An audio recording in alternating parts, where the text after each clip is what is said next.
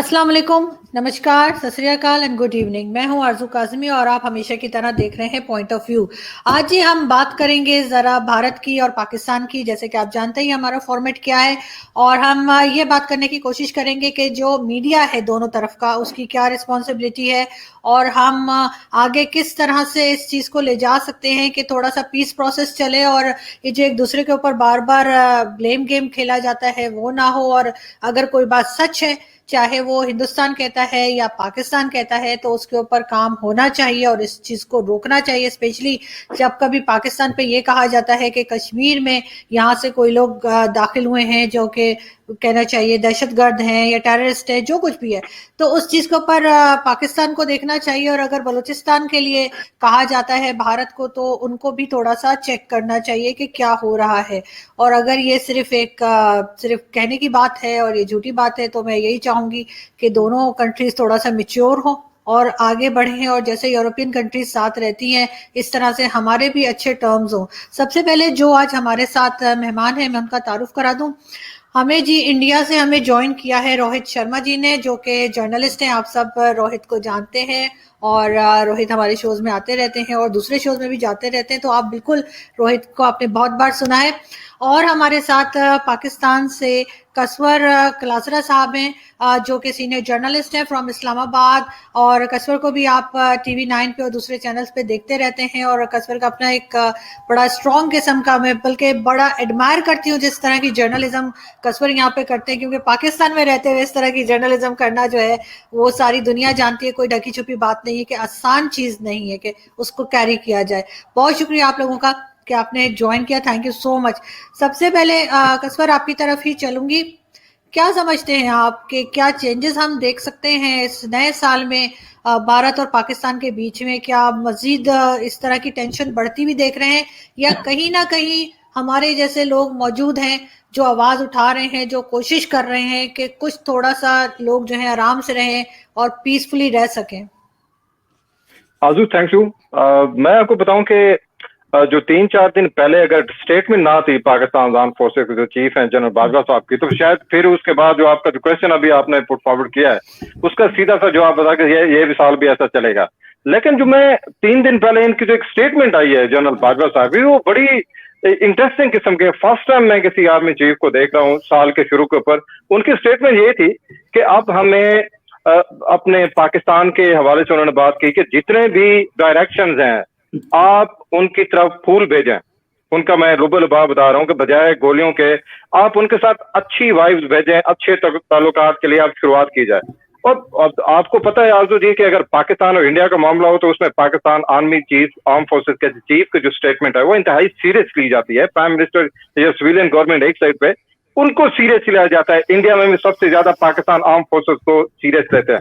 अब अगर जनरल बाजवा साहब वाकई ही जो उन्होंने स्टेटमेंट दी है और ही मीन इट, तो इसका मतलब है कि मैं देख रहा हूं कि इस स्टेटमेंट के बाद लाइन ऑफ कंट्रोल के ऊपर जो टेंशन हम डिस्कस करते रहे हैं पिछले को 3-4 महीनों से, हम देखते भी रहे हैं, वो ईज होगी। अफगानिस्तान के भी जाहिर है, पाकिस्तान की जो है वो वेस्टर्न साइड है, उनको भी एक बड़ा धुआंधार किस्म का एक मैसेज किया है। और पाकिस्तान के वाले से इंडिया और अफगानिस्तान ये हमेशा प्रायोरिटी रहे हैं, उसके बाद ईरान की बारी आती है। तो आर्म फोर्सेस के चीफ का ये स्टेटमेंट देना कि अब जो है ना अच्छे ताल्लुकात की शुरुआत होनी चाहिए, एक बड़ा धुआंधार किस्म का, दबंग किस्म का मैसेज गया है दिल्ली की तरफ। देखना यह है कि वहां पे इसको कैसे लिया जाता है। तो मेरा ख्याल है कि इसके बाद लाइन ऑफ कंट्रोल के ऊपर टेंशन ईज होगी, और हो सकता है कि हालात बजाय टेंस होने के ये थोड़ा सा रिवर्स गेयर लगेगा। मैं तो ये देख रहा हूँ कि शायद ये नई शुरुआत हो सकती है, लेकिन दोनों साइड्स को बड़ा इस चीज को सीरियस लेना पड़ेगा। अगर वो लेते हैं तो एक बड़ी अच्छी शुरुआत हो सकती है। 2021 का साल पाकिस्तान, इंडिया, अफगानिस्तान इन सब के लिए, और खास तौर पर दिल्ली और इस्लामाबाद के लिए बड़ा बेहतरीन साबित हो सकता है। जी रोहित, आप एग्री करेंगे जो बात की है हमारे पैनलिस्ट ने? आप एग्री करेंगे कसवर से कि ऐसा हो सकता है नए साल में एक अच्छा मैसेज गया है पाकिस्तान की तरफ से? मैडम, मैं तो मानता हूं कि पाकिस्तान की तरफ से अच्छा मैसेज आया है, लेकिन कुछ चीजें अभी भी सोचने वाली हैं। इंडिया ने बहुत क्लियरली बोल दिया कि जब तक terror and talks can not go together, और टेरर जब तक बंद नहीं होता तब तक तो हम नहीं कर पाएंगे। इसमें टेरर पे क्या स्टेप्स उठाए हैं अब तक वो ऐसा कुछ क्लैरिटी नहीं है। ये दूसरी चीज उन्होंने ये बोली कि Pakistan has always been a peaceful country, तो इस पर भी थोड़ा सा शक है क्योंकि इंडिया पहले भी वाजपेयी जी एक बस लेके गए थे लाहौर, और वहां से इंडिया के करगिल में घुस गई थी पाकिस्तानी फोर्सेस, और फिर स्टार्टिंग में उन्होंने बोला कि हम नहीं है, हमारे नहीं है, फिर उसके बाद क्या हुआ कि वो बाद में क्लैरिफाई हुआ धीरे धीरे करके कि पाकिस्तानी फोर्सेस डायरेक्टली हैं। तो ऐसा हम लोग, प्राइम मिनिस्टर मोदी ने भी एक अनशेड्यूल स्टॉप मारा प्राइम मिनिस्टर नवाज शरीफ के डॉटर की वेडिंग के लिए, और वो unscheduled stop in the sense हम लोगों के लिए अनशेड्यूल था। पहले से बातचीत चल रही होगी दोनों की कि मैं अनशेड्यूल स्टॉप मार लूंगा, आपके पास पहुंच जाऊंगा। ऐसा नहीं हो सकता कभी कि रावलपिंडी के ऊपर प्लेन आया और उन्होंने बोला यहीं उतार, वो टफ नहीं, वो टफ है, पहले बात हुई होगी। तो ही टुक अ स्टॉप, और उसके बाद हमारे यहाँ ये पठानकोट पे टेरर अटैक हो गया। तो एक चीजें ये कि स्टेप उठाना और उसमें कुछ सीरियसनेस दिखना, क्यों ये स्टेटमेंट आया आई डोंट नो। पाकिस्तान इस समय फाइनेंशियल प्रॉब्लम्स झेल रहा है, पाकिस्तान इस समय अपने अंदर की कुछ प्रॉब्लम्स झेल रहे हैं, दैट्स डोमेस्टिक प्रॉब्लम। पाकिस्तान और प्रॉब्लम्स क्यों, और मतलब कोरोना पे के फ्रंट पे भी और इंटरनेशनल लेवल पे आइसोलेशन झेल रहे हैं। तो हो सकता है ये एक स्ट्रैटेजी हो उनकी कि हम इंडिया के साथ ऐसे एंगेजमेंट रखते हैं, तब तक इंटरनेशनल लेवल पे अपना मामला संभाल लेते हैं। तो हम मुझे तो इसमें बहुत बाकी गवर्नमेंट बेटर जानती है। हमारे जो मिनिस्टर हैं वो पहले करियर डिप्लोमेट रहे हैं, फॉरेन मिनिस्टर, तो ये लोग बताएंगे।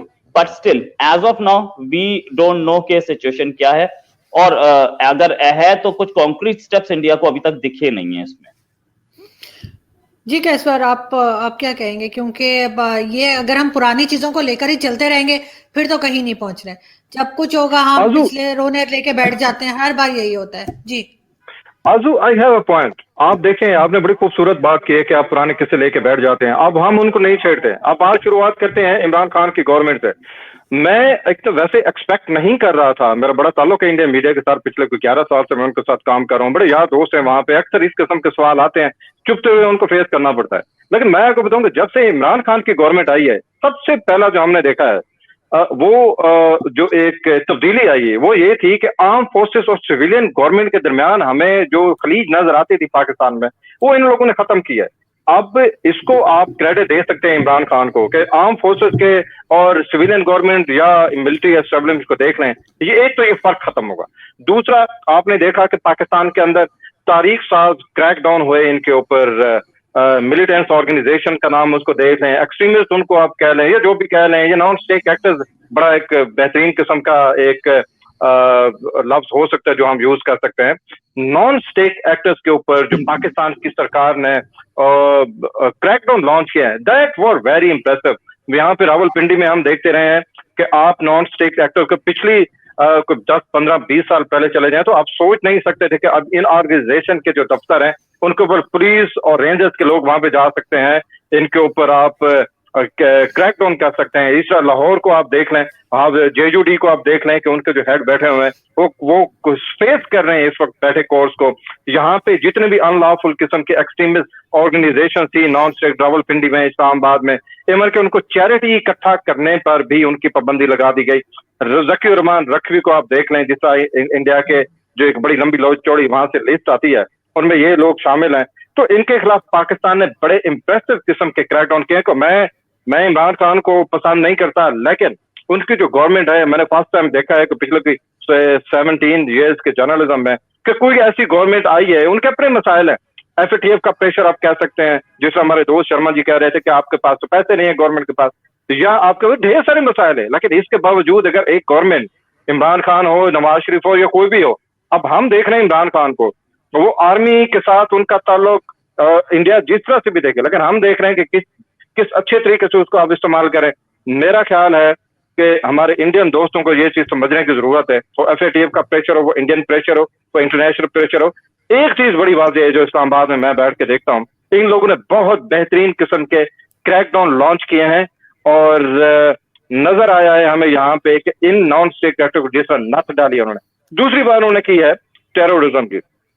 टेररिज्म सिर्फ पाकिस्तान का इशू नहीं है, इंडिया का नहीं है, ये ग्लोबल है। और उसके बाद हम मीडिया में बैठ के तो देखते हैं कि पाकिस्तान की तरफ से जिस तरह हमारे यार दोस्त हमें कह रहे होते हैं वहां से, अब हम भी फेस करते हैं प्रोग्राम्स में कि जी 200 लोगों का जो दस्ता है वो इस वक्त लाइन ऑफ कंट्रोल के क्रॉस बैठा हुआ है और आईएसआई उनको लेके गई है। अब ना नॉट श्योर के उनको ट्रकों पे लेके गई है या पता नहीं क्या चीज हेलीकॉप्टर यूज किया है। हमारे इंडियन दोस्तों को नजर आ रहे होते हैं लेकिन हमें नजर नहीं आ रहे, इवन दो कि हमारी एक्सेस है वहां पे। तो इस किस्म की जो ब्लेम गेम है it has to be stop. लेकिन एक चीज है, शर्मा जी से मैं बिल्कुल एग्री करता हूं कि टेररिज्म का एक इशू है, लेकिन ये दोनों स्टेट जो है आपस में बैठ के इनको सोचना चाहिए। जिस तरह डोजियर आते हैं हमारे पास इंफॉर्मेशन बड़ी थोड़ा सा आस्था लग जाता है। इंडियन दोस्त जो हमारे जर्नलिस्ट बैठे हुए हैं उनके पास एक्सेस ज्यादा होती है, शहर है, बड़ा मुल्क है, रिच है, रिसोर्सेज उनके पास ज्यादा है, हमारे दोस्तों के पास बहुत जो जर्नलिस्ट बैठे हुए वहां पे, हमारे पास इतना नहीं है। लेकिन एक चीज क्लियर है, गवर्नमेंट ऑफ पाकिस्तान जो है इस वक्त इमरान खान के, उसने बड़े इंप्रेसिव काम किए हैं, आप एग्री करें या ना करें। टेररिज्म एक इशू है, वो बलूचिस्तान हो, लाइन ऑफ कंट्रोल के इन्फिल्ट्रेशन का इशू हो, पठानकोट हो, कारगिल की दोस्त बात कर रहे थे, एक लंबी चौड़ी इसके ऊपर डिबेट हो सकती है।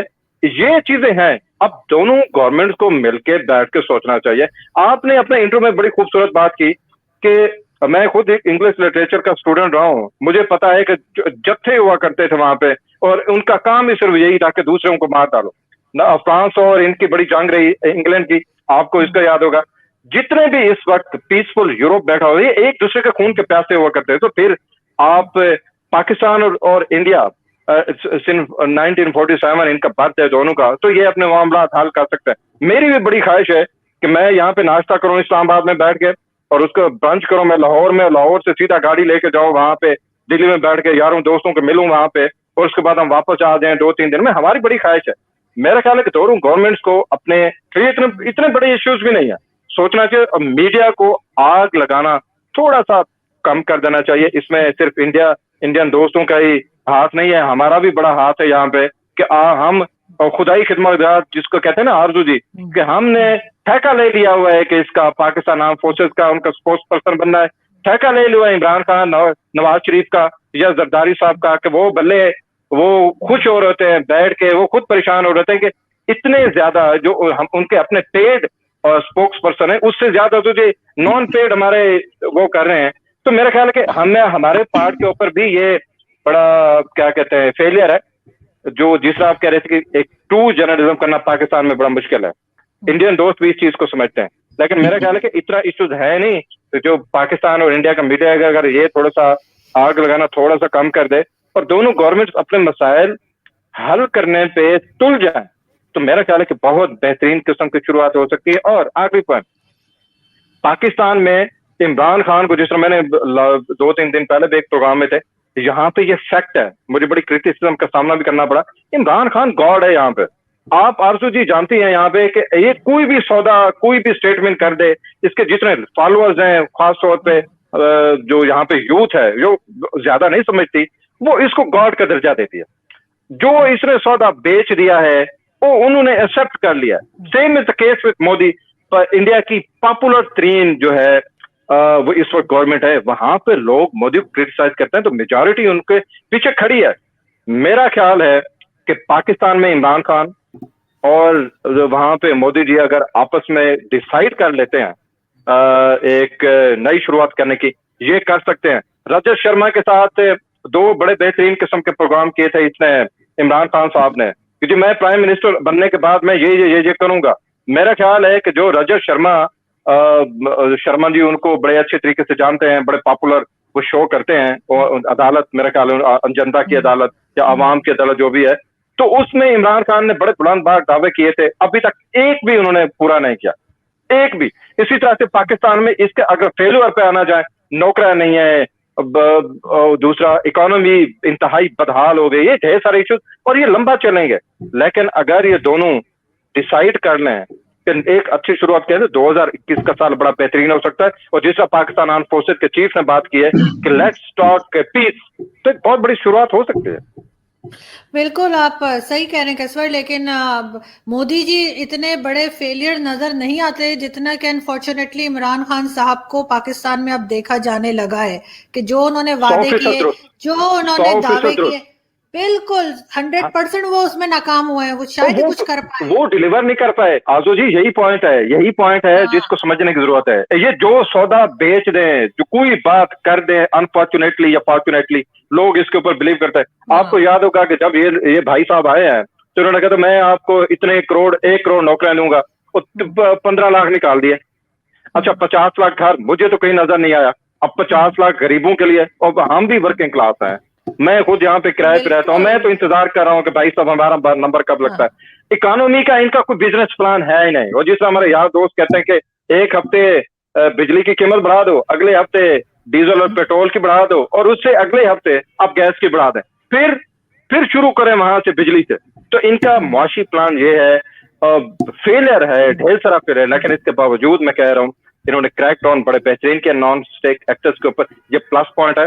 और दूसरा, आर्मी और सिविलियन गवर्नमेंट जो खलीज पाकिस्तान में इमरान खान ने खत्म की है, उसको जिस जगह भी देखा जाए दैट इज इम्प्रेसिव, लेकिन फेलियर बहुत ज्यादा है। मोदी की पॉलिसी थी जो गुजरात में जब सीएम थे, उसके बाद जब ये इस वक्त वहां पे बने हुए प्राइम मिनिस्टर बने हुए, इसमें कोई शक नहीं। मुआशी ये धरने, या उसके बाद जो अभी ट्रैक्टर और किसान आए हुए हैं, ये लंबा चलेगा, ये चलता रहेगा। लेकिन उन्होंने इकोनॉमी को खड़ा किया जिस तरीके से उन लोगों ने इंडिया को जो इकोनॉमी को एक बूस्ट दिया है इसमें, इवन के पोस्ट कोविड, वो दैट इज इम्प्रेसिव। जिस तरह उन्होंने कोविड को कंटेन किया, वो भी इम्प्रेसिव है। और मैं नहीं कह रहा कि डोनाल्ड ट्रंप ने भी ये बात की थी कि that is impressive. Imran Khan को एक साइड पे छोड़ दें, लेकिन अच्छी शुरुआत हो सकती है अगर आर्मी चीफ हमारे कह रहे हैं, तो मैं तो बड़ा ऑप्टिमिस्टिक हूँ, मामलात बेहतर हो सकते हैं। बिल्कुल। और मैं इससे पहले रोहित जी की तरफ चलूं, मैं ये जरूर कहूंगी कि मेरी तो पूरी कोशिश है रोहित जी कि इस साल में एक दिन मेरा नाश्ता दिल्ली में ही हो। आप कहिए। ओ या मोस्ट बात सुने, वेलकम मैम। सिर्फ जिस दिन नाश्ता आप नहीं, सिर्फ नाश्ता नहीं, मेरी बात सुने शर्मा जी, नाश्ता नहीं, नाश्ता करें इस्लामाबाद में, ब्रंच करें और अपनी गाड़ी पे चलें, ब्रंच करें लाहौर में, और उसके बाद आप जो है ना डिनर जाके करें वहां पे दिल्ली में। और फिर डिनर करने के बाद जंतर मंतर में जाके हमें वो खाने चाहिए, वो क्या है, वो गरम गरम गुलाब जामुन, ये ख्वाहिश है। अच्छा आप लोग अब बिल्कुल राइट, जी रोहित जी। देखिए most welcome, both of you are most welcome. और उम्मीद है कि एक दिन ऐसा आएगा, आज नहीं आए 50 साल बाद आएगा, आएगा जरूर। क्या कह रहे हैं? अब जा भाई देखिए, फ्रैंकली 50 स्पीकिंग साल बाद? हमारे मैं तो नहीं रुकी। मेरे नहीं, आप नहीं, आप चिंता मत कीजिए, आप कहीं नहीं जा रही, आप यहीं रहेंगे, आप चिंता मत कीजिए। ऐसा होता है कि मेरे ग्रैंडफादर भी ये सोचते सोचते मर गए कि यार शायद ये दोनों वापस जुड़ जाएंगे, तो 70 साल से उसके बाद अब फिर उसके बाद हमारी से पिछली वाली जनरेशन भी सोचती रही, अब रिटायरमेंट की लाइफ जी रही है, अब हम लोग आ गए और हमारे बच्चे भी शायद यही सोचते रहेंगे। वैसे शर्मा जी, पाकिस्तान रियलिटी है, अच्छे पाकिस्तान रियलिटी है, जुड़ने की तो खैर कोशिश ना करें मेरा ख्याल है, लेकिन अच्छे ताल्लुकात की कौन है, पाकिस्तान रियलिटी है, इसमें कोई शक नहीं है। लेकिन नहीं तो मैं अच्छे ताल्लुकात बड़े बेहतरीन होने चाहिए, कोशिश करें इसके ऊपर, हम भी आपके साथ हैं। जुड़ने का मतलब मैं ये नहीं बोल रहा था कि एक कंट्री खत्म हो जाए, मैं ये बोल रहा था इस तरीके से जैसे कि फ्रांस और स्पेन में आप जा सकते हैं, जैसे फ्रांस और जर्मनी में जा सकते हैं, तो वैसे मतलब उस तरीके का। अब जहां तक बात यह है कि मोदी की, मैं आपको एक चीज बताना चाहूंगा, मोदी को आपने बोला कि मतलब बहुत अच्छी परफॉर्मेंस रही है इमरान खान की। मोदी की एक परफॉर्मेंस पे आप दिमाग लगाइए, मोदी जिस दिन अपना गुजरात के चीफ मिनिस्टर बने, उस दिन से वो लीडर ऑफ हाउस यानी कि सीएम बने। जिस दिन से वो सीएम बने, उस दिन लीडर ऑफ हाउस वाली सीट पे बैठे। जिस दिन असेंबली में घुसे, उस दिन वो चीफ मिनिस्टर की सीट पे बैठे थे। उसके बाद से जिस दिन वो पार्लियामेंट में बैठे घुसे हैं, उस दिन वो प्राइम मिनिस्टर की सीट पे बैठे थे। राइट, मोदी की किस्मत में ऑपोजिशन में बैठना तो नहीं लिखा, ऐसा दिख रहा है। क्यों? क्योंकि he has defied all caste configurations, all religious configurations। Modi ji इस मामले में, मोदी की पॉलिटिक्स को मैं मानता हूं, और फॉर्मर प्रेसिडेंट हमारे प्रणब मुखर्जी बोल गए कि Modi is a quick learner. जिस तरीके से वो इलेक्शन लड़ते हैं, जिस तरीके से कितना खराब डिसीजन ले लें, वो एक डिसीजन था डीमोनेटाइजेशन, 500 और 1000 के नोट बंद कर दिए। वो उसका इतना कंडेम किया गया, उसके बाद भी मोदी केम आउट विक्टोरियस। आप ये समझिए, मोदी जो है मोदी है यार, मोदी के सामने कुछ नहीं टिकता। तो Modi is here to stay, frankly speaking. मतलब मैं कोई मोदी का स्पोक्सपर्सन शर्मा जी, मैं आपको रोकूंगा। मेरा आई हैव अ क्वेश्चन आरजू सी माजरत के साथ। मेरा यहाँ पे एक क्वेश्चन है। मुझे एक बात बताइए, एक थोड़ी सी मैंने क्लैरिफिकेशन में लेना चाह रहा हूँ। जब ये सीएम थे इसके गुजरात के, somebody was telling me कि इनके जो पहले 2-3 डिसीजन थे वो नौकरियां सरकार में, यहाँ पे लोग भले कुछ नहीं करते, गवर्नमेंट गंदी है, गवर्नमेंट की नौकरी अच्छी है, पाकिस्तान में कंसेप्ट है, तो ये काम होता है। तो उन्होंने मुझे कोई बता रहा था कि उन्होंने कहा कि छोड़े टेस्ट को, हर चीज को, आप एक जितनी नौकरियां हैं उसके अगेंस्ट आपके पास जितने भी पूरे गुजरात में आपके पास नौजवान हैं जो क्वालिफिकेशन में पूरा उतरते हैं, एक मेरिट लिस्ट बनाए, जिस जो जो जो पहली जो आता है प्रायोरिटी पे, या जो जितनी नौकरियां उतने बंदे, उनके घर आप अपॉइंटमेंट लेटर भेज दीजिए। क्या ये ऐसा है या कोई कहानी है? नहीं, सारे के साथ सबको अपॉइंटमेंट, कितनों को गवर्नमेंट जॉब दी जा सकती है, ऐसा नहीं हो सकता। ही हैज बीन टेकिंग अच्छे डिसीजन ले रहे थे। इसके बारे में मेरे पास बहुत ज्यादा इल्म नहीं है फ्रैंकली स्पीकिंग, तो मैं इस पर कमेंट नहीं कर पाऊंगा। लेकिन प्रैक्टिकल बात है कि कितनों को गवर्नमेंट जॉब आप 5% कोई तो दे पाएंगे, बिकॉज आपको सोसाइटी की सर्विस करनी है। आप सबको ही गवर्नमेंट जॉब दे देंगे तो कहाँ रखेंगे? तो ये मेरे हिसाब से तो प्रैक्टिकल नहीं है। और जहां तक बात रही मोदी की, आप ये समझिए कि मोदी इस समय किसानों के सामने, किसानों का एक प्रोटेस्ट भी उनके सामने खड़ा है। लेकिन जब भी वोटिंग आती है तो हर आदमी यही बोलता है, यार कुछ भी हो, मोदी ने कुछ भी किया हो, वोट मोदी को देंगे। आप ये आप पैटर्न्स, वोटिंग पैटर्न्स में देखिए, राइट? तो prime minister Modi has a wonderful mandate. मैं वंडरफुल बोलूंगा क्योंकि ऐसा मैंडेट कोई नहीं तोड़ पाया। मतलब एस्टैब्लिश्ड लोग जो कि अपने वोट बैंक के, इतने चेस्ट वोट बैंक था उनका, मुझे कहीं से खड़ा कर दे तो जिता दे, मायावती, मुलायम सिंह, सबको क्लियर कर दिया। ओके, अब यहां से बात आती है कि सिविलियन सुप्रीमेसी आपने बोला। देखिए, सिविलियन सुप्रीमेसी तो है, no doubt about it. Only problem is the way your civilian supremacy is dealing with it. आपके यहाँ डैनियल पर्ल के मर्डर को अभी छोड़ने का आदेश हुआ, उसके ऊपर काउंटर फाइल किया गया। अरे यार, एक बार में उसको इस तरीके से डील करना चाहिए था कि मामला वो छूट ही ना पाए। इससे इंटरनेशनल लेवल पे इमेज खराब होती है। और बिल इंडिया में आपने बोला बहुत सारा क्रैक डाउन किया गया नॉन स्टेट एक्टर्स पे। अरे यार, यहाँ तो कोर्ट छोड़ रहा है। नॉन स्टेट एक्टर पे आपने 3 को जेल में डाल दिया, वो कल छूट जाएंगे, उसकी गारंटी क्या? तो दैट्स द प्रॉब्लम। मिसट्रस्ट इतना हाई है। मेरे 20 साल पुराने दोस्त जो कि पाकिस्तानी जर्नलिस्ट हैं, वो भी मतलब वो भी ट्रस्ट डेफिसिट इतना हाई है हम जर्नलिस्ट में, बाकी गवर्नमेंट भूल जाइए, कि वो भी कुछ बताने के मूड में नहीं होते। हमेशा वो ये बोलते हैं कि आपका कुलभूषण यहाँ क्या कर रहा था, और मैं कहता हूं कि आपका कसाब यहाँ क्या कर रहा था। That's it. इससे ऊपर कोई, जैसे बोलते हैं ना, ऑफ द रिकॉर्ड बात हमारी होती नहीं है। और ना कोई पाकिस्तानी जर्नलिस्ट बोलने के मूड में होता है, या ना कोई इंडियन जर्नलिस्ट बोलने के मूड में होता है या नहीं? आपने फिर काज़मी साहबा की बात नहीं सुनी। आप TV9 पे हमें देखा करें, फिर आपको पता चलेगा कि यहाँ पे आरजू काज़मी साहबा को या हम करते हैं। देखिए, आरजू जी की बात अलग है। आरजू जी इंडिया में मुझसे ज्यादा फेमस है। मुझे अपने इसी स्टांस की वजह से 2 जो एहलकार हैं वो मुफ्त में मिल गए हैं, जो मेरे घर पे बाहर बैठे होते हैं, और सिक्योरिटी मुफ्त की मिली हुई है मुझे, और I am really grateful to stay. लेकिन कस्बर ये चीज हमारे लिए अच्छी तो नहीं है कि हम अगर सच बोलेंगे तो हमें सिक्योरिटी लेनी पड़ेगी। और सिक्योरिटी गार्ड्स का भी क्या भरोसा है? आप बताइए, कोई भरोसा है जब सलमान तासीर साहब को गाड़ी मार दे? आप समझी नहीं है। मुझे स्टेट ने सिक्योरिटी दी हुई है कि इसके ऊपर निगाह रखें, तो इनडायरेक्टली कम से कम मेरे घर में सिक्योरिटी तो आ गई है ना। उन्होंने कहा मेरे ऊपर रख रहे हैं, कहाँ जाता है, कौन आता है, कहाँ जाते हैं, और मुझे सिक्योरिटी मिल गई। मैंने I just make fun of the government कि मेरे जैसे बंदे के पास क्या राज हो सकते हैं, क्या बाहर बिठाए हुए हैं, कोई मोटरसाइकिल वाले बैठे हुए हैं, और कहाँ चली। और मेरी सारी जो गवर्नमेंट जो बिल्डिंग है जिसमें रेंटेड मेरा एक फ्लैट है 3 मरले का, तो परेशान होते हैं। पहले तो सोचते थे कि शायद ये कोई बहुत बड़ा आदमी है कि बंदा जहाँ पे रह रहा है तो उससे 2 सिक्योरिटी गार्ड 24 घंटे जहाँ जाता है पीछे होते हैं। तो भाई हमें तो अपने कस्बर, यही बात मैं कह रही हूँ ना, एज अ मीडिया पर्सन, कि हम लोग यहाँ बैठ के अगर हम सच्ची बात करते हैं, अगर हम कोई क्रिटिसाइज करते हैं, वो भी इसलिए कि उस पर काम किया जाए, उस चीज को ठीक किया जाए, इसलिए नहीं कि हम कोई बुराई कर रहे होते हैं अपनी कंट्री की, लेकिन हमें उसमें नेगेटिव जो है वो इम्पैक्ट लोग ढूंढ लेते हैं, और हमें जो है वो जो सोशल मीडिया उधर भी, और वैसे भी आपको पता है मैसेजेस SMS, पिछले दिनों आपको पता है मुझे ISI का एजेंट और क्या कुछ नहीं बोला गया, लेकिन ये चीज हमने बड़ी भारत में कंप्लेंट चली इतनी आपके ज्यादा लेकिन बड़ी हमने ये कंप्लेंट चीज चली है। रोहित पे हमने नहीं देखी ना, देखी ना वही आपने, और अभी नहीं तक नहीं मुझे हमारे कह यहाँ रहे पे हैं नहीं। हर चीज पे, लेकिन रोहित हमने ये चीज इंडिया में नहीं आपको देखी। प्राइस पे आपका करनी पड़ती है मीडिया आपको एक सच बोलने की प्राइस पे करनी पड़ती है, पाकिस्तान में हो, इंडिया में हो, नहीं अमेरिका में हो।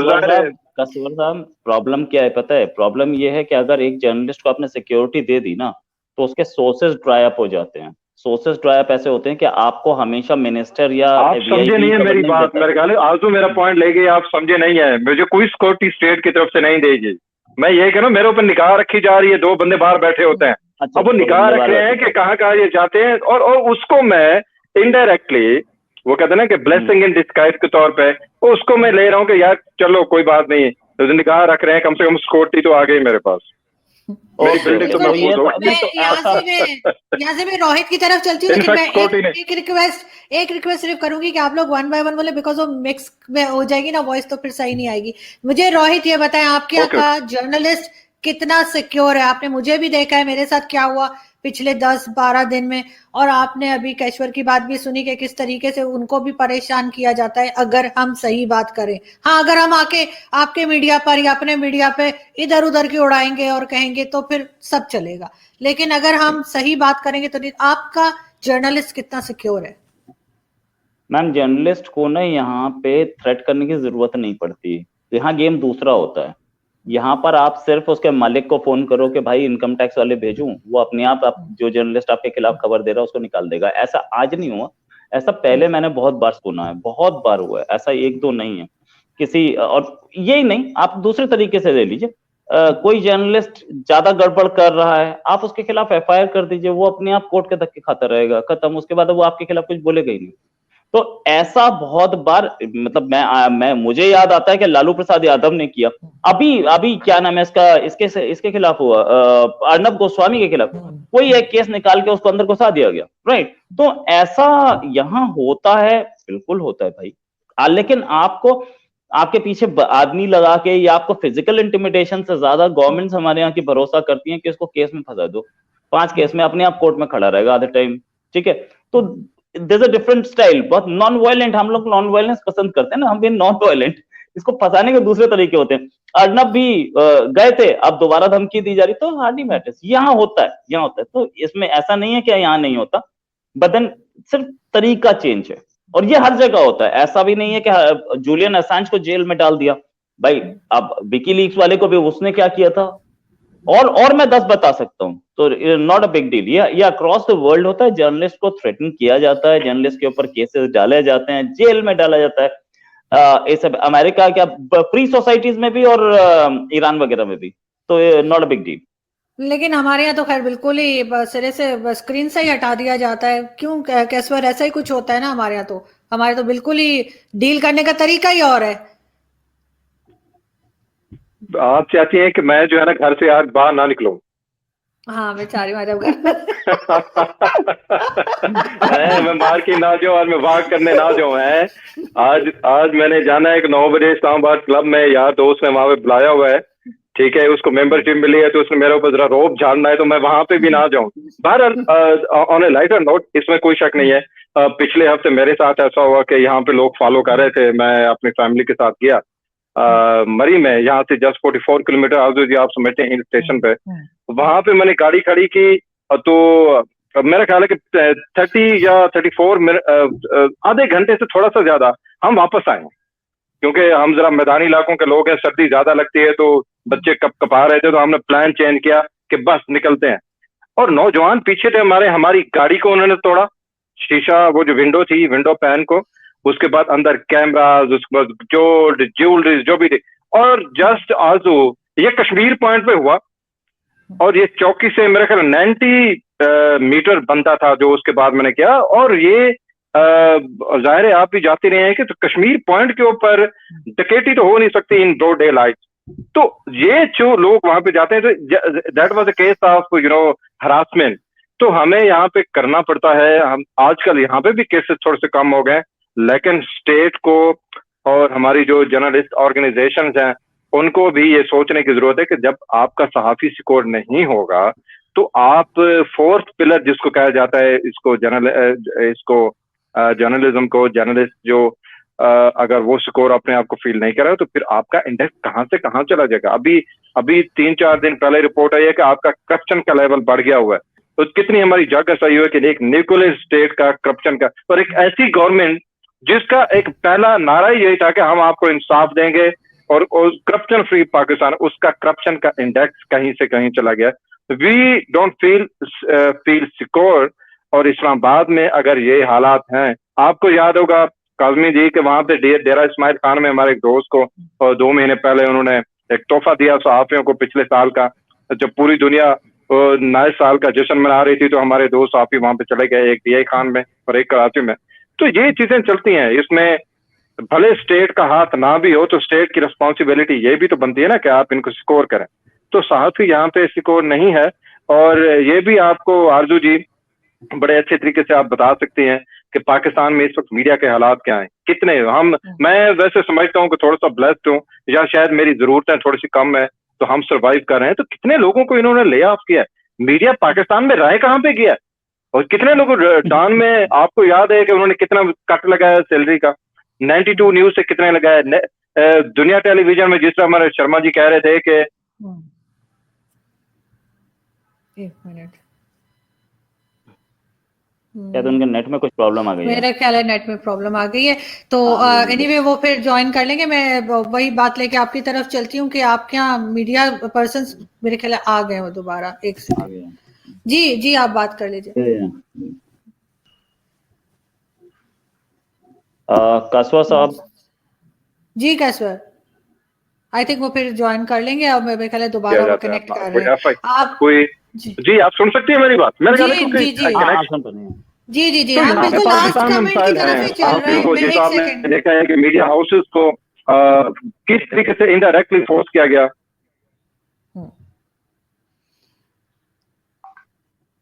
पता नहीं किसकी तरफ से, मेरी तरफ, आपकी साइड से है problem. Can you hear me आरजू जी? जी अगर आपका फ्री जी मेरे ख्याल है कहां से प्रॉब्लम हो रही है? मेरी तरफ से प्रॉब्लम है, आपकी तरफ से है? नहीं आपकी तरफ से, क्योंकि हमारा तो दोनों का ठीक चल रहा है। ठीक चल रहा है। आप उसको दोबारा कनेक्ट कर लें, दोबारा रिकनेक्ट कर लें। मैं रोहित आपसे फाइनल कमेंट लेती हूँ। क्या समझते हैं आपके मीडिया क्या रोल प्ले कर सकता है इन सब टेंशन को थोड़ा सा कम करने में, भारत और पाकिस्तान की? देखिए, टेंशन कम करने की बात जहां तक है तो आज से कुछ साल पहले की बात है। मैं एक स्टोरी लेके गया अपने बॉस के पास और मैंने कहा सर ये देखिए हिंदू और मुस्लिम दोनों के दोनों मिलकर के फेस्टिवल मना रहे हैं। तो बोले यार ये स्टोरी ना दूरदर्शन को दे दो, जो हमारा ऑफिशियल चैनल है दूरदर्शन को दे दो, तो गवर्नमेंट चैनल। मैंने सर है तो स्टोरी बड़ी अच्छी। बोले यार टीआरपी देखो, टीआरपी किस में आती है? टीआरपी इसमें नहीं आती हिंदू मुस्लिम मिलकर के लड़कुच कर रहे हैं।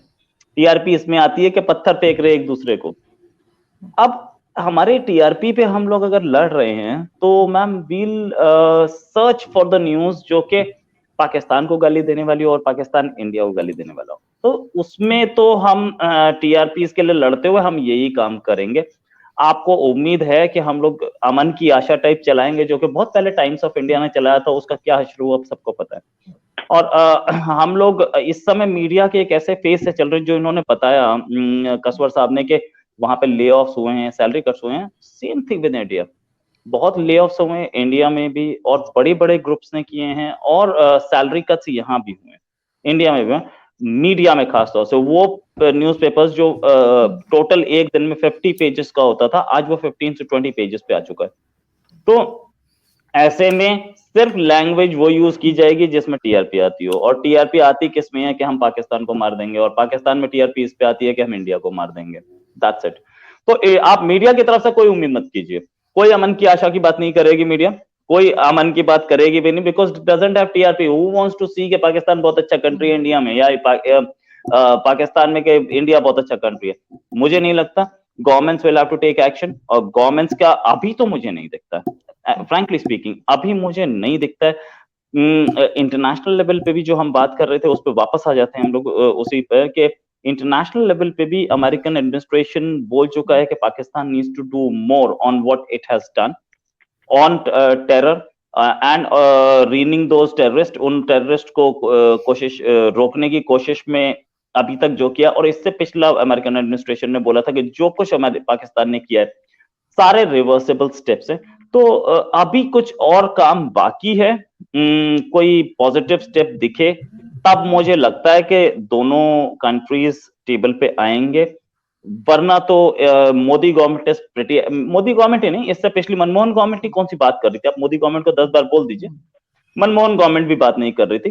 तो जब बात नहीं हो रही है तो मुझे नहीं लगता कि इसमें कोई बाजवा साहब 4 बार ऑफर दे दे, लेकिन बातचीत तब होगी जब तक मोदी गवर्नमेंट सेटिस्फाइड नहीं होगी कि एक रीयूनियन का कुछ काम किया गया है। और जहां तक बात यह है कि अगर हम दोनों countries, we are a power frankly speaking. अगर आप देखें कि इंडिया और पाकिस्तान, और अगर पाकिस्तान से अपना मामला सुलट जाता है तो बांग्लादेश कौन सी बहुत बड़ी बात है, वो तो बेचारा न्यूट्रल ही है दोनों एंगल से। तो हम तीनों मिल करके कहीं 180 करोड़ के आसपास पॉपुलेशन है यार, तो हम लोगों की पॉपुलेशन को ना इग्नोर करना बहुत मुश्किल हो जाएगा पूरी वर्ल्ड के लिए। और ये यूरोप और अमेरिका दोनों नहीं चाहेंगे। यूरोप तो एक ऐसा कॉन्टिनेंट है जहां पर जर्मन यूनिफिकेशन के लिए ही फ्रांस मना कर रहा था, ब्रिटेन मना कर रहा था, सोवियत यूनियन मना कर रहा था, अमेरिका बेचारा कहीं कहीं राजी हुआ था। इसलिए क्योंकि उनको लग रहा था, फ्रांस और ब्रिटेन को तो ये लग रहा था कि ये दोनों यूनिफाई हो जाएंगे तो ये हमारे ही कंटेंडर बनेंगे, हमारे ही खिलाफ हो जाएंगे, या हमारे लिए कंपटीशन बन जाएगा यूरोप में ही डोमिनेशन के लिए। तो क्या वो वर्ल्ड डोमिनेट होने देंगे इस 130 India and another 20 in Pakistan and another 16 इन बांग्लादेश? आपको लगता? मुझे नहीं लगता कि वो हम तीनों में कभी दोस्ती होने देंगे। Bangladesh is a neutral post, तो बांग्लादेश अपने आप चुपचाप वो आराम से अपना प्रोग्रेस कर रहा है, वो इन चीजों में पड़ता नहीं। लेकिन इंडिया और पाकिस्तान में वो मुझे लगता नहीं है भाई, 150 करोड़ पॉपुलेशन को वो झेल नहीं पाएंगे, वो चाइना से भी बड़ी पॉपुलेशन बन जाएगी, तो it will be a big market. बिल्कुल आप सही कह रहे हैं। कसवर, लास्ट कमेंट आपकी तरफ से, आपने सुना कि रोहित ने क्या कहा, what do you think Pakistani media सच बोलना कब शुरू करेगा? मेरा ख्याल सिग्नल में थोड़ा सा प्रॉब्लम है, मैं आपका सवाल सुन नहीं पाया आरजू जी। हाँ, अब आवाज आ रही है आपको? कैसवर, अब आवाज आ रही है आपको मेरी? जी जी, अब आ रही है। आप क्या कह रही थी? अच्छा, मैं आपसे ये कह रही हूँ कि पाकिस्तानी मीडिया जो है वो सच बोलना कब शुरू करेगा? कब तक हम चीजों को छुपाते रहेंगे, चाहे वो हमारी गवर्नमेंट की गलती हो, चाहे वो हमारे लोगों की गलती हो, हम उसको सच बताना कब शुरू करेंगे ताकि चीजों को जो है वो ठीक किया जा सके? आजू बहुत मुश्किल है, बहुत ही मुश्किल है। मेरा ख्याल है कि इस वक्त जो पाकिस्तान के अंदर मीडिया का जो एक हाल है वो इतना भैड़ा हो चुका है, इतना बुरा हो चुका है कि मुझे उम्मीद नहीं है कि पाकिस्तान के मीडिया में इतने गट्स हैं कि वो सच बोल सकता है। बिल्कुल, मैं तो इस मामले में बिल्कुल ऑप्टिमिस्टिक नहीं हूँ। इनके जिस तरह मैं थोड़ा सा आपको कंपेयर करूं इंडिया मीडिया को पाकिस्तान में, पाकिस्तान का जो एक मीडिया हाउस है उसका सिर्फ एक ही ओनर है और उसी ने डिसाइड करना है हायरिंग, फायरिंग और ईच एंड एवरीथिंग। अब इंडिया के ऊपर चले जाते हैं, वहां पे बोर्ड ऑफ गवर्नर्स है, बोर्ड ऑफ डायरेक्टर्स है, तो वहां पे हायरिंग और फायरिंग थोड़ा सा एज कम्पेयर टू पाकिस्तान एक सिस्टमैटिक होती है। पाकिस्तान में ढेर सारे, आप एक तो इन बेचारों को पेज नहीं होती इतनी अच्छी पाकिस्तान के अंदर, दूसरा मीडिया हाउसेस बड़े कम है, तो ढेर सारे मल्टीपल चैलेंजेस हैं पाकिस्तान के अंदर।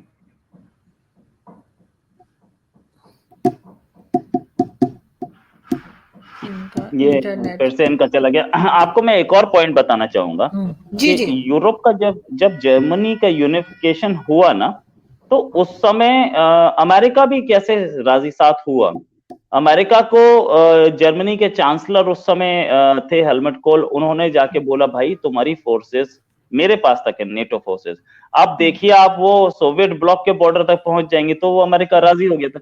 बाकी दोनों एंड इटली के प्रेसिडेंट ने तो यहां तक बोला था कि we love Germany so much that we would like to see 2 of them। और आज जब ब्रेग्जिट हुआ, अब जब ब्रेग्जिट हुआ तो सबसे ज्यादा खुश ब्रिटेन था। सॉरी, अच्छा, अब जब ब्रेग्जिट हुआ, ब्रिटेन यूरोपियन यूनियन से बाहर निकला, तो सबसे ज्यादा खुश जर्मनी था। जब ये लोग अपने में ही यूनिटी पसंद नहीं कर रहे तो हमारी कहाँ पसंद करेंगे भाई, मुझे नहीं लगता। वो तो ऑब्वियसली उनका फायदा नहीं है ना। इट्स ओके कैश्वर, कोई बात नहीं, आप कंप्लीट कर लीजिए, आपका कमेंट लेने के लिए हम लोग बैठे थे। जी जी, मैं कह रहा था कि बड़ा बड़ा मुश्किल है पाकिस्तान के अंदर मीडिया के लिए या हमारे जैसे साहबियों के लिए सच बोलना तो बहुत ही मुश्किल काम है। मीडिया, आप भूल जाएं अगले 10, 15, 20 साल में मीडिया कुछ सच बोलने की जरूरत कर सकता है पाकिस्तान में। मैं तो ऐसा नहीं देखा, और हमने कुछ केसेस में देखा ही है। तो फिर चैनल्स का और न्यूज़पेपर के साथ क्या हालात हुए वो आप भी बड़े अच्छे तरीके से जानती हैं, मैं भी जानता हूँ। और सच बोलना प्राइस उसकी आपको अदा करनी पड़ती है, और पाकिस्तान के मीडिया ने सच बोल के एक प्राइस अदा की है। अभी आप जाके देख रहे हैं कि 92 न्यूज में कितने लोगों को फायर किया गया, और उसके बाद दुनिया टेलीविजन का क्या हालात था। डॉन जैसे न्यूज़पेपर को घुटनों के बल पे आना पड़ा। तो बड़ा मुश्किल काम है यहाँ पे सच बोलना पाकिस्तान में बैठ के। और यहाँ पे एक चीज में बड़ी इंपॉर्टेंट है, यहाँ पे एक मीडिया हाउस का एक ही ओनर है, कोई कंसेप्ट ही नहीं है बोर्ड ऑफ गवर्नर्स का। अगर है तो सेरिमोनियल है, चाचे का बेटा, बड़ा भाई, छोटा भाई, बेटा, बेटी, जहां तक मौजूद है।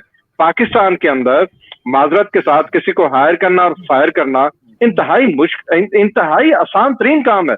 आप इसी तरीके से कंपेयर कर रहे हैं क्योंकि इंडिया और पाकिस्तान के मीडिया की बात हो रही है। इंडिया के अंदर थोड़ा सा सिस्टम है, वहां पे एक अगर आपने एक मीडिया हाउस, पब्लिशिंग हाउस या न्यूज चैनल खोले तो उसका बोर्ड ऑफ डायरेक्टर्स है। वहां पे हायरिंग और फायरिंग इतना आसान नहीं होती, आप एक सिस्टम के थ्रू आपको चलना पड़ता है। पाकिस्तान के अंदर सच आपने बोला तो उसके बाद आप सिर्फ अपने न्यूज़पेपर या न्यूज चैनल से नहीं गए, आप मीडिया इंडस्ट्री से आउट हो गए।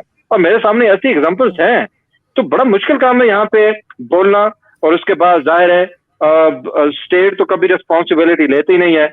और जिस तरह हम पिछले प्रोग्राम में हम इकट्ठे थे तो पता नहीं चलता कि बंदा गया कहाँ पर है। तो कुछ दिनों के बाद गॉड फॉरबिड, मैं उसको नहीं बताना, मैं उस पॉइंट पे आने ही नहीं चाह रहा। बहरहाल पाकिस्तानी मीडिया को मैच्योर होना पड़ेगा और इसको थोड़ी सी अपनी वो जो है ना गट्स शो करने पड़ेंगे। लेकिन मुझे लगता नहीं है कि अगले 15-20 साल में शायद ऐसा हो सकता है। अभी आप देख लें बड़े बड़े हाउसेस में हायरिंग कैसे होती है, उसमें फायरिंग कितना आसान है पाकिस्तान के अंदर। आपने सच बोला तो सिर्फ आपने सफर नहीं किया, आपकी फैमिली सफर करती है। मुझे 2015 के दिसंबर के बाद कोई भी पाकिस्तान के अंदर न्यूज़पेपर या न्यूज चैनल लेने को तैयार नहीं है। तो that comes at A price. तो लेकिन अब भी ये है कि जिसको आप भी कह रही थी कि ठीक है ये एक पार्ट है, एक हमारा एक हिस्सा है। हम जर्नलिज्म अगर करना है तो जरा डट के जर्नलिज्म करो, आपको फेस करनी पड़ती है सारी की सारी हार्डशिप। मेरे पास कौन से न्यूक्लियर एसेट्स के राज है जो मैं उठूंगा तो मैं वहां पे जाके इंडिया में दोस्तों को दे दूंगा, या मुझसे कोई एक्सपेक्ट कर रहे हैं। हमारी बड़ी लिमिटेड वो होती है, रिसोर्सेज होते हैं, और हम करेंगे क्यों इस तरह से। तो यहाँ पे ढेर सारे फैक्टर्स हैं और सच बोलना कोई इतना आसान काम नहीं है। आप भी जानते हैं, मैं भी जानता हूँ। मैं अगले 20 साल तक पाकिस्तान में ऐसा नहीं देखा। और आखिरी पॉइंट मैं बताऊंगा कि पाकिस्तान के अंदर अगर कोई बड़ी खबर जब भी निकली है तो लोकल मीडिया ने नहीं दी, इंटरनेशनल मीडिया ने दी है। न्यूयॉर्क में बैठा हुआ, वाशिंगटन में बैठा हुआ, दिल्ली में बैठा हुआ जो बंदा है, जो हमारे सीनियर दोस्त 4 बैठे हुए, वो पाकिस्तान में से अच्छी खबरें निकाल रहे हैं। बिकॉज क्यों? वो इसलिए उसके पास सोर्सेज हैं, रिसोर्सेज हैं और सिक्योर है। और इसलिए वो अच्छा काम भी कर रहे हैं, सच भी बड़े धड़ल्ले के साथ बोलते हैं। पाकिस्तान को जितने भी बड़े इंटरनेशनल इदारे कवर करते हैं उनके जो ब्यूरोज हैं वो दिल्ली में है। वॉल स्ट्रीट जर्नल देख रहे हैं, न्यूयॉर्क टाइम्स को आप देख लें, और या जितने भी बड़े इदारे हैं वो वहां पे हैं। क्यों? उसकी वजह यह है कि they feel secure there to some extent, to great extent. Pakistan में ऐसा नहीं है। उसामा बिन लादेन की खबर हो तो पाकिस्तान में पता ही किसी को नहीं है। अगर किसी को दी तो इतनी जरूरत नहीं हो कि वो उसको दे सके। जब तक अमेरिका से खबर स्टोरी ब्रेक नहीं हुई उसके बाद दी पीपल वर साइलेंट। तो ये ऐसा मेरा ख्याल है कि 20 साल तक, 20 साल या उसके बाद ही पता नहीं होता है या नहीं होता। इस वक्त पाकिस्तान के अंदर सबसे जो ज़िवाल पजीर हुई है इंडस्ट्री, वो मीडिया इंडस्ट्री है। इमरान खान को प्राइम मिनिस्टर बनाने में जितना ही इसका किरदार था, इमरान खान ने आने के बाद सबसे पहले बेड़ा इसी का घर किया है। तो मैं नहीं देख रहा अगले 15-20 सालों में पाकिस्तान का मीडिया को सच बोलने की हिम्मत रख सकता है। थैंक यू सो मच कि आप दोनों ने ज्वाइन किया, और बिल्कुल जैसे कैसवर ने कहा है, बिल्कुल ठीक बात है कि पाकिस्तान में बहुत हिम्मत चाहिए कि आप अगर सच बोल रहे हैं, और चाहे आप सोशल मीडिया पर हों, चाहे आप यूट्यूब पर हों, या आप पाकिस्तान के किसी भी टीवी चैनल पर हों, वहां पे बैठ के, यानी मैं खुद अभी ज्यादा पुरानी बात नहीं, ख्याल है 2 महीने पहले ATV जो है वहां पे गई थी, और उन्होंने मेरे शो के बाद उसको 2 हफ्ते तो ऑन एयर ही नहीं किया, और उसके बाद जब किया है तो उसमें कहीं इतनी ज्यादा एडिटिंग की है कि मुझे लग रहा है कि ये मैं मतलब उसमें कहीं कहीं नजर आ रही हूँ, अब सारी बात काट दी। तो यार बुलाते क्यों हो? मैं कहती हूँ मत बुलाया करो। मैंने उनको कहा बुलाते क्यों? आपको पता है मैं आपकी तरह नहीं बोलूंगी। बात सुने, यूट्यूब या सोशल मीडिया के ऊपर पाबंदी लगी तो उसकी जिम्मेदारों में से टॉप पे आप होंगी। अगर ये यूट्यूब या ये सोशल मीडिया बंद हुआ, आपको हमने इल्जाम देना नहीं। इतनी खरी बात है ना, क्या करें? क्या करें? यहाँ तो वही वाली बात है ना कैशवर, आपको तो पता होगा आदर्श कावस जी का, वो कहते थे पाकिस्तान गवर्नमेंट में चोर जाता है डाकू आता है, तो अब अगर इमरान खान अपने आप को डाकू समझे तो मैं क्या करूं? Thank you so much. आप लोग ऐसे ही हंसते रहे, खुश रहे, महफूज रहे, और कैशवर स्पेशली यू अपना बहुत ख्याल रखिएगा। Thank you so much. Thank you. Thank you. नमस्कार।